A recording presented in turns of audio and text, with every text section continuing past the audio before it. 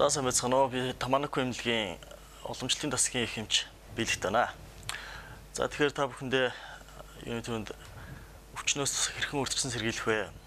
Хэрхэн түүнийг эмчлэх вэ гэдэг талаар бяцхан зөвлөгөө өгье.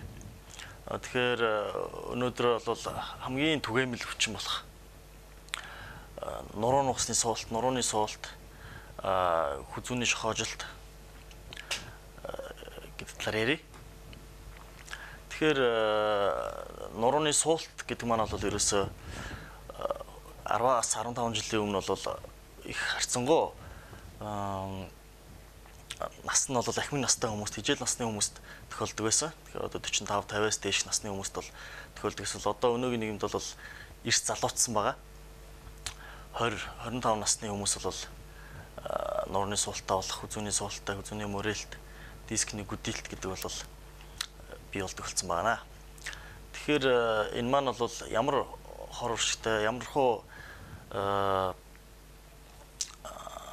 муу үр дагаврууд гарах вэ гэхээр хүзүүний суулт гэдэг бол удаан цагаар юм харж ширтэж суух, юм нэхэж суух, компьютераар удаан суух, урт удаан хугацаагаар ном унших, завсарлаггүй харснаас болж одоо үүсдэг.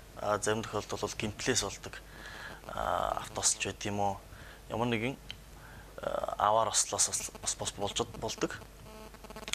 Тэгэхээр бол энийг гэмтлийн тохиолдолд бол эмчилгээ зайлшгүй хийгдэнэ. Харин үүнээс яаж урьдчилан сэргийлэх вэ? Энэ ном унших, энэ бүхнийг бол тааруулж хэрэглэж явах хэрэгтэй. Удаан цагаар одоо ном унших хэрэгтэй болсон бол тэрийг уншаад тодорхой хэмжээний хугацааны дараа, цагийн дараа, магадгүй цагийн дараа, 2 цагийн дараа босч нэг дасгал хийх, зүгээ хөдөлгөх, магадгүй цайгаа хийгээд авчиж болж гин. Босоод нэг кофе уухтаа нэг босоод хүзүүгээ хөдлөж болж гин, нэг цонхороо харчиж болж гин, орчин тойрныг харчиж болно. Тиймэрхүү жижиг юмнуудаас бол эхлэх хэрэгтэй. Заавал өвчнийг бол ямар нэг өвчнийг заавал мис засал хийгээд, эсвэл заавал эмчт хандаад, заавал ямар нэгэн багаж төхөөрөмжийг хэрэглэнэ гэж заавал тийм байх ёсгүй. Юмыг бол эхнээс нь багаар нь эхлэх хэрэгтэй. Тийм болохоор ерөнхийдөө зүг бол байнга хөдөлгөж явах хэрэгтэй, байнга дасгал хийж явах хэрэгтэй. Нурууны хувьд бол хөвчлэн суух одоо жолооч нарт, байнга сууж явдаг хүмүүст, байнга офис суудаг хүмүүст их нурууны суулт бол их тохиолддог. Энэ маань бол сая би түрүү ярьсан залуужж байна гэж ярьж байсан. Энэ бол яг энэ удаан хугацаагаар суудагтай их холбоотой байна. Тэгэхээр суудаг хүмүүс бас босоод дасгал хийгээд нуруугаа хөдөлгөөд ингээд явж явах нь бол маш зөв. Тэгэхгүй нурууны суулт гэдэг маань бол ерөөсөө удасны дараагаар бол суудлын мэдрэлийг дарах магадлал өндөртэй байдаг.